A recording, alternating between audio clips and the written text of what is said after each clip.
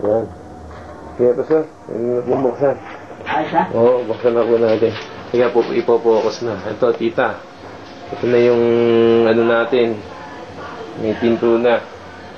Yung ano, wala pang ano yan. Wala pang nangyayari nung Wednesday. Okay po. Yan. Tapos, ito na. May pintura na rin yung ano. First coating to ba, sir? Oo. First coating. Na kulay ng pintura. Kulay na choice na. Ito yung 100? Yan yung kulay ng choice niya, yung number 1.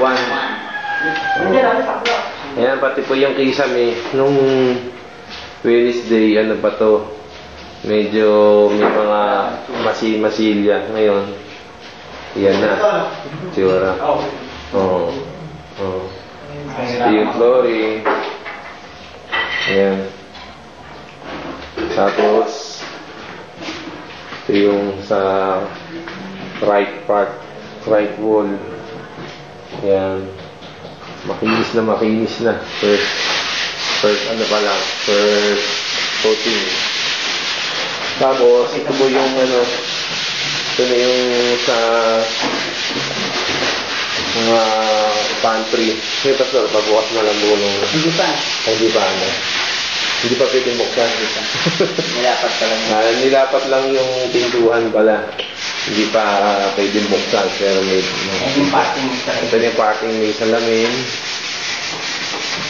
Yan, ito yung cabinet.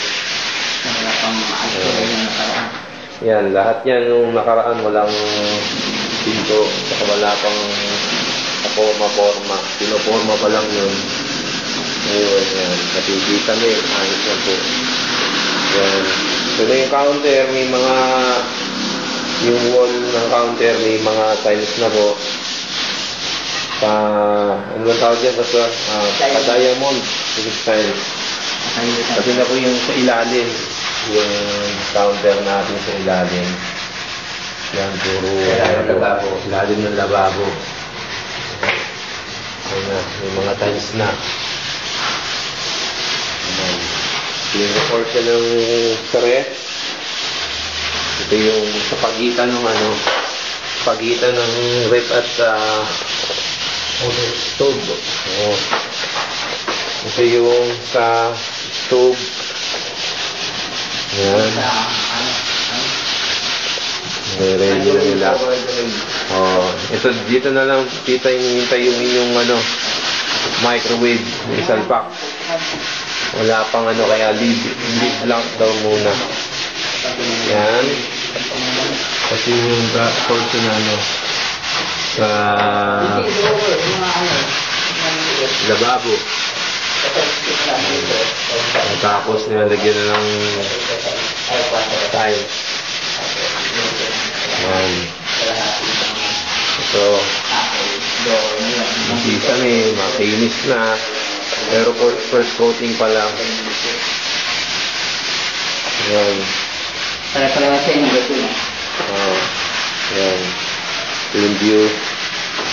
Sa labas. Yung kulay nito, kita yun yung number 1. Tapos ito yung dito, yung kulay nito, puti.